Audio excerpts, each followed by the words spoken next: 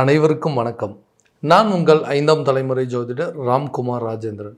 நாம் இன்னைக்கு பார்க்க போகிற தலைப்பு, மிதுன ராசி அன்பர்களுக்கு உங்களுடைய ராசியில், அதாவது ஜென்மஸ்தானத்தில் நடைபெறவிருக்கும் 2 கிரகங்களுடைய சேர்க்கை, குரு மற்றும் சுக்கிரன். இந்த 2 கிரகங்கள், குரு ஒருவருக்கு ஞானத்தையும் அறிவையும் கொடுக்கக்கூடிய கிரகங்கள், மங்களக்காரகன் என்று அழைக்கக்கூடியவர், புத்திக்காரகன் என்று அழைக்கக்கூடியவர், தனம் மற்றும் ஜீவக்காரகன் என்று அழைக்கக்கூடியவர் இந்த குரு பகவான். சுக்கிரன் ஒருவருக்கு ஆடம்பரம், செல்வாக்கு, சொகுசு, காதல், தாம்பத்தியம், திருமணம், அழகு போன்ற அனைத்து அமைப்புகளையும் கொடுக்கக்கூடியவர் இந்த சுக்கிரன். இந்த 2 கிரகங்களுடைய சேர்க்கை உங்களுடைய ஜென்மஸ்தானத்தில் நடைபெறவிருக்குங்க. இந்த நிகழ்வு சுமார் 12 ஆண்டுகளுக்கு பிறகு நடைபெறவிருக்கு. இந்த நிகழ்வைத்தான் கஜலட்சுமி ராஜயோகம் என்று அழைக்கக்கூடியது. இந்த கஜலட்சுமி ராஜயோகம் ஜூலை மாதம் 26ஆம் தேதி முதல் ஆகஸ்ட் மாதம் 21ஆம் தேதி வரை உங்களுடைய ராசியில் நடைபெறவிருக்கு. ஸோ இந்த நிகழ்வு காலகட்டங்களில் மிதுன ராசி அன்பர்களுக்கு எந்த விதமான அற்புதங்கள் மற்றும் சிறப்புகளை கொடுக்க போகுது அப்படிங்கிறத இந்த காணொலியில் தெளிவாகவும் துல்லியமாகவும் பார்க்கலாங்க. நம்ம சேனலை ஃபஸ்ட் டைம் பார்க்குறவங்க தான் சப்ஸ்கிரைப் பண்ணிக்கோங்க, பெல் பட்டனை கிளிக் பண்ணி ஆல் அப்படிங்கிற ஆப்ஷன் கொடுத்துக்கோங்க. மிதுன ராசி அன்பர்கள் புதன் பகவானை அதிபதியாக கொண்டவர்கள். உங்கள் ஜென்ம ராசியில் தான், அதாவது உங்கள் ஜென்மஸ்தானத்தில் தான் குரு சஞ்சாரம் பண்ணிட்டு இருக்கிறாருங்க. புதன் பகவானை அதிபதியாக கொண்ட இந்த மிதுன ராசிக்காரர்கள் எந்த ஒரு விஷயத்தையுமே ஒரு தடவைக்கு 4 தடவை யோசித்து செயல்படக்கூடிய நபர்கள். அடுத்தவங்களுக்கு புத்திமதி சொல்லக்கூடிய ஒரு ராசி அப்படின்னே சொல்லலாங்க. மற்றவங்களுக்கு சொன்னால் 100% சக்ஸஸ் ஆகும். பரவாயில்லைங்களே, இவ்வளோ தெளிவாக சொல்லியிருக்கீங்க, இவ்வளோ ஈஸியாக சொல்லியிருக்கீங்க, எல்லாத்துக்கும் அட்வைஸ் பண்ணுறீங்க, நீங்கள் சொன்ன அட்வைஸில் இன்றைக்கி என்னோடய வாழ்க்கையவே மாறி இருக்குது அப்படின்னு சொல்லக்கூடிய ராசிக்காரர். அதே நேரத்தில் உங்களை பார்த்து எல்லாத்துக்கும் நல்லது சொல்கிறீங்க, ஆனால் நீங்கள் ஏன் இந்த மாதிரி யோசிக்காமல் இந்த விஷயத்தை செஞ்சீங்க, நீங்கள் ஏன் இப்படி தவறு பண்ணீங்க, நீங்களாக இப்படி பண்ணீங்கன்னு சொல்லி மற்றவங்க நம்மளை குறை சொல்கிற அளவுக்கு சில சூழ்நிலைகள். எந்த இடத்துல தப்பு பண்ணணும்னு தெரியலைங்க. நான் நிறைய விஷயத்த நான் யோசிச்சுட்டு தான் இருக்கிறேன், யோசித்து தான் சில முடிவுகள் எடுக்கிறேன். தொழில் ரீதியாகவும் அப்படி தாங்க. நான் பண்ணிகிட்டு இருக்கிற தொழிலில் கண்டிப்பாக லாஸ் ஆகக்கூடிய சூழல் அப்படிங்கிறது இல்லவே இல்லை. எல்லாத்துக்கும் சொல்லிவிட்டு நான் சொன்னவங்களுக்கெல்லாம் இன்றைக்கி நல்லபடியாக பிஸ்னஸ் பண்ணி இன்றைக்கி ஓஹோன்னு வாழ்ந்துட்டுருக்காங்க. நானும் அப்படி தாங்க பண்ணேன். எல்லாமே நல்லா போய்ட்டு திடீர்னு என்ன நடந்ததுன்னு தெரியல, அப்படியே என்னோடய வாழ்க்கையே மாறிடுச்சுங்க. திடீர்னு ஏதோ ஒரு திருப்பம் நடந்த மாதிரி எல்லாத்தையும் புரட்டி போட்ட மாதிரி ஆயிடுச்சுங்க. இன்றைக்கி எல்லா விஷயத்தையும் இழந்து தனிமரமாக நிற்கக்கூடிய நிலைக்கு தள்ளப்பட்டுட்டேன்.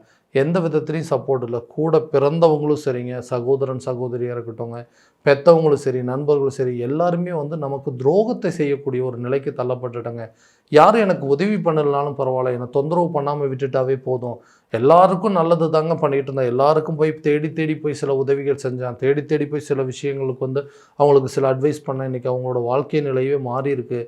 ஆனால் என்னுடைய வாழ்க்கை நிலையை மாற்றி அமைக்கிறதுக்கு யாரையும் நான் எதிர்பார்க்கல. அட்லீஸ்ட் யாராவது ஒருத்தர் பலமாக நின்னா போதும். கூட நான் இருக்கேன் அப்படின்னு சொல்கிறதுக்கு ஒரே ஒரு சின்ன பலத்தை கொடுத்தாவே போதும். அந்த பலம் கூட இல்லாமல் நான் தனிமரமாக பலவீனமாக நிற்கிறேன். அந்த மாதிரி ஒரு சூழ்நிலை எப்படிங்கிறதுனா, கூட பிறந்தவங்களும் சரி, பெற்றவங்களும் சரி, எல்லாருமே எனக்கு ஏதாவது ஒரு விதத்தில் உதவி செய்கிறாங்களா அப்படின்னு சொல்லி எதிர்பார்க்கும்போது, உனக்கெல்லாம் உதவி செஞ்சு இதுக்கு மேலே என்ன நடக்க போகுது, ஆல்ரெடி நீ பண்ணதே போதும்னு சொல்லி நம்மளை ஏதோ பெரிய ஒரு குற்றம் பண்ண மாதிரி நம்மளை சுட்டி காட்டுறாங்க. இந்த நிலையெல்லாம் மாறவே மாறாதுன்னு கேட்டிங்கன்னா, கண்டிப்பாக மாறக்கூடிய காலகட்டங்கள். தொழிலில் இது வரைக்கும் இருந்த வந்த தடைகளை கண்டிப்பாக நீங்கள் அகன்று எறியக்கூடிய ஒரு காலகட்டமாக இருக்க போதுங்க. கண்டிப்பாக அந்த பிஸ்னஸில் நீங்கள் சக்ஸஸ் பண்ணி மற்றவங்க மத்தியில் தலை நிமிர்ந்து வாழக்கூடிய ஒரு காலகட்டமாக இருக்க போது. எதையெல்லாம் இழந்தோமோ அது எல்லாத்தையும் கண்டிப்பாக நீங்கள் மீட்டெடுப்பீங்க. எதையெல்லாம் லாஸ் பண்ணீங்களோ அந்த லாஸை மறுபடியும் கெயின் பண்ணக்கூடிய ஒரு காலகட்டமாக இருக்க போது. யாரெல்லாம் உங்களை பார்த்து சொன்னாங்களோ இனிமேல் உங்களால் ஒன்றும் பண்ண முடியாது, அவ்வளோதான், உன் லைஃப் முடிஞ்சுது அப்படின்னு சொன்னாங்களோ, அவங்க முன்னாடி நின்று வாழ்ந்து காட்டக்கூடிய ஒரு காலகட்டமாக இருக்க போது. தொழிலில் பெரிய கிங் அப்படிங்கிற அளவுக்கு பேர் வாங்கக்கூடிய ஒரு காலகட்டமாக இருக்க போது. அது மூலமாக இருந்த இந்த பணத்தடைகள் அப்படிங்கிறது அகலுங்க. கூட இருந்தவங்க செஞ்ச துரோகத்தை எல்லாம் மறந்து அவங்களையும் மன்னிக்கக்கூடிய ஒரு காலகட்டமாக இருக்க போது இந்த கஜலட்சுமி ராஜயோக காலகட்டங்களில். அடுத்ததாக இந்த வேலையில் இருக்கக்கூடிய நபர்கள் சரியான விதத்தில் ஒரு வேலை அப்படிங்கிறத அமையவே மாட்டேங்குதுங்க. நானும் நிறைய முயற்சி பண்ணுறேன், நிறைய ட்ரை பண்ணிகிட்டே இருக்கேன். ஆனால் புதுசாக ஒரு வாய்ப்பு அப்படிங்கிறத என்னால் உருவாக்கவே முடியல. எல்லாரும் சொல்கிறாங்க நல்ல திறமைசாலி, நல்ல ஹார்ட் ஒர்க்கர், நல்லா பண்ணுறீங்க, எந்த வேலையை கொடுத்தாலும் சிறப்பாக செய்கிறீங்கன்னு சொல்கிறாங்க. ஆனால் அந்த வேலைக்கு உண்டான சில மரியாதை அப்படிங்கிறது எனக்கு கிடைக்க மாட்டேங்குது. மரியாதை எப்படின்னா, எனக்கு ஒரு இன்க்ரிமெண்ட் கொடுக்குறதோ அல்லது ப்ரொமோஷன் கொடுக்கக்கூடியதோ இந்த மாதிரி விஷயங்கள் எல்லாமே தடைப்பட்டுருக்கு. ரொம்ப நாளாக வந்து கஷ்டப்பட்டு ஒர்க் பண்ணிகிட்ருக்கேன். எனக்கு கிடைக்க வேண்டிய சில பதவி உயர்வு கூட எனக்கு பின்னாடி வந்தவங்களுக்கு கொடுத்துட்றாங்க. அப்போ என்னோட நிலைங்கிறது இன்னும் அதே இடத்துல தான் இருக்குது. ஸோ இதனால் இதை விட்டுட்டு வேறு ஒரு வேலைக்கு முயற்சி பண்ணலான்னு இருக்கேன். எல்லா ப்ராசஸும் எனக்கு டோட்டலாக டிலே ஆகிட்டே இருக்குங்க. கை கெட்டுனது வாய் கெட்டல அப்படிங்கிற மாதிரி எல்லாமே பர்ஃபெக்டாக பண்ணிட்டேங்க. இந்த ப்ராசஸ் முடிஞ்சால் எனக்கு அடுத்தது வேலை, இந்த விசா ப்ராசஸ் முடிஞ்சால் அடுத்தது வெளிநாட்டில் வேலை, இந்த டாக்குமெண்டேஷன் முடிச்சுட்டாங்க அடுத்தது எனக்கு கவர்மெண்ட் ஜாப்பில் கிடச்சிரும் அப்படின்னு சொல்லி எல்லாமே பர்ஃபெக்டாக இருக்குது. நான் ஏதோ ஒரு விஷயத்தில் வந்து கொஞ்சம் டிலே பண்ணிகிட்ருக்கு. அந்த தடைகள், அந்த தாமதங்கள் அப்படிங்கிறது மாறுங்க. கண்டிப்பாக கூடிய சீக்கிரத்தில் உங்களுக்கு அந்த ஆப்பர்ச்சுனிட்டி உங்கள் கைக்கு எட்டக்கூடிய ஒரு காலகட்டமாக இருக்க போது இந்த கஜலட்சுமி ராஜயோக காலகட்டங்களே உங்களுக்கு அதுக்கு உண்டான பலன்கள் அப்படிங்கிறது நிச்சயமாக கிடைக்குங்க. அடுத்ததாக திருமணம் சார்ந்த யோகம் அப்படிங்கிறது. ஸோ திருமணம் அப்படிங்கிறது எப்போ தான் எனக்கு நடக்குங்க அப்படிங்கிற ஒரு எதிர்பார்ப்புலேயே போயிட்டுருக்குங்க வாழ்க்கை. எல்லா எல்லா லைன்ஸும் பார்த்தாச்சுங்க, எல்லாமே ஓகேன்னு சொல்கிறாங்க. ஆனால் கடைசியில் கல்யாணம் அப்படிங்கிறது ஒன்று நடக்கவே மாட்டேங்குது. இது ஒரு பெரிய கனவாகவே மாறிடுச்சுங்க. எனக்கும் கல்யாணம் நடக்குமோ, மற்றவங்க மாதிரி எனக்கும் அதாவது நல்ல ஒரு மனைவி அமைவாங்களா, எனக்குன்னு குழந்தை பாக்கியம் ஏற்படுமோ அப்படின்னு சொல்லி பெரிய ஏக்கத்தோடு வாழக்கூடிய ஒரு காலகட்டமாகவே இருக்குதுங்க. ஸோ திருமணம் சம்மந்தப்பட்ட யோகங்கள் நிச்சயமாக நடக்கும்னா இந்த மங்களக்காரகன் என்று அழைக்கக்கூடிய உங்கள் ஜென்மஸ்தானத்திலே இருக்காருங்க. குரு வந்த உடனே அந்த இடத்துல உங்களுக்கு திருமணம் சார்ந்த சில தடைகள் அப்படிங்கிறது கண்டிப்பாக அகண்டு கூடிய விரைவில் திருமணம் நடக்கக்கூடிய யோகம் அப்படிங்கிறது மாறப்போகுதுங்க. ஸோ வாழ்க்கை இப்படியே போயிடுமா அப்படிங்கிற பயத்தில் இருக்கிறவங்களுக்கு கூட கண்டிப்பாக உங்களோட வாழ்க்கை நிலை, உங்களோட வாழ்க்கை தரம் அப்படிங்கிறது மாறுங்க.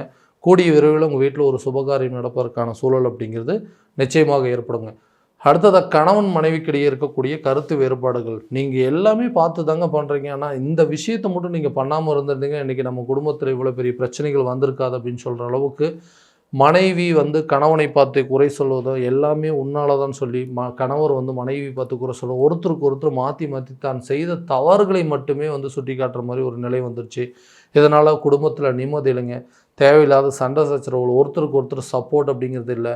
எதையுமே வந்து என்னுடைய கணவர் புரிஞ்சிக்க மாட்டேங்கிறாங்க அப்படின்னு சொல்லி மனைவி குறை சொல்கிறது, மனைவி பார்த்து என் ஒய்ஃப் வந்து எதையுமே வந்து அட்ஜஸ்ட் பண்ணி போக மாட்டேங்கிறாங்க, எந்த விஷயத்தையுமே வந்துட்டு சாதாரணமாக எடுத்துக்க மாட்டேங்க, எல்லாத்தையுமே ஒரு பிரச்சனையில் இருக்கக்கூடிய கண்ணோட்டத்திலேயே பார்க்குறாங்க. இதனால் குடும்பத்தில் நிம்மதி இல்லைங்க, மன நிறைவு அப்படிங்கிறது இல்லை, குழந்தைங்கள சரியாக கவனிக்க முடியல, குடும்பத்தில் தேவையில்லாத மன சங்கடங்கள் அப்படிங்கிறதும், அதனால் ஒருத்தருக்கு ஒருத்தர் சரியாக பேசிக்க முடியல, பெற்றோரும் சரி, கல்யாணம் பண்ணி போன இடத்துல இருக்கக்கூடிய மாமனார் மாமியார்கள் சரி, எல்லாருக்கிட்டையும் ஒரு பெரிய விரிசல் அப்படிங்கிறது ஏற்பட்டுச்சு. நாங்களாம் சேர்ந்து ஒன்றா உட்காந்து சாப்பிட்டே பல நாள் ஆகுது. யாருமே ஒருத்தருக்கு ஒருத்தர் சப்போர்ட்டே இல்லாமல் போயிடுச்சுங்க. இதே நிலை நீடிச்சது அப்படின்னா எதுக்குடா இந்த வாழ்க்கை அப்படிங்கிற அளவுக்கு சில கேள்விகள் வந்துட்டுருக்கு. அந்த நிலை அப்படிங்கிறது மாறுங்க. கணவன் மனைவிக்கிடையே நல்ல ஒரு அந்யோன்யம் அப்படிங்கிறது ஏற்படுங்க. உற்றார் உறவினர், உங்கள் சொந்த பந்தங்கள் எல்லாம் சேர்ந்து நல்லபடியாக உங்களுடைய பிரச்சனைகளை பேசி தீர்த்து கொள்ளக்கூடிய காலகட்டங்கள் கூடிய விரைவில் உங்கள் குடும்பத்தில் ஒரு சுப நிகழ்வுகள் நடக்குங்க. அதே நேரத்தில் ஒரு ஃபங்க்ஷன் அப்படிங்கிறதோ, ஒரு கோயில் சம்மந்தப்பட்ட ஒரு விசேஷங்கள் அப்படிங்கிறதோ, இல்லை குழந்தை பாக்கியம் சம்மந்தப்பட்ட யோகம் நடைபெறுவதோ, இது வரைக்கும் பிரிந்திருந்த குடும்பங்கள் ஒன்று சேருவதற்கான சூழல் ஏற்படுங்க. இதனால் குடும்பத்தில் நல்ல ஒரு அமைதிகரமான சூழல் அப்படிங்கிறது நிச்சயமாக இந்த மிதுன ராசிக்காரர்களுக்கு ஏற்பட போகுதுங்க. பிரிந்த கணவன் மனைவி கூட ஒன்று சேரக்கூடிய காலகட்டங்கள், பிரிந்த காதலர்கள் ஒன்று சேரக்கூடிய ஒரு தருணமாக இருக்க போதுங்க. அதே நேரத்தில் இந்த மன வாழ்க்கையை வேண்டான்னு சொல்லி விட்டுட்டு வந்தவங்க அடுத்த வாழ்க்கையை எதிர்நோக்கி இருக்கிறவங்களுக்கு கூட புதிய வாழ்க்கை உண்டாவதற்கான வாய்ப்புகள் உங்களை தேடி சில உறவுகள் வரக்கூடிய ஒரு தருணமாக இருக்க போதுங்க. வீடு, வண்டி, வாகனங்கள், சொத்து பத்து சேர்க்கைக்குண்டான யோகங்கள் அப்படிங்கிறது இருக்குங்க.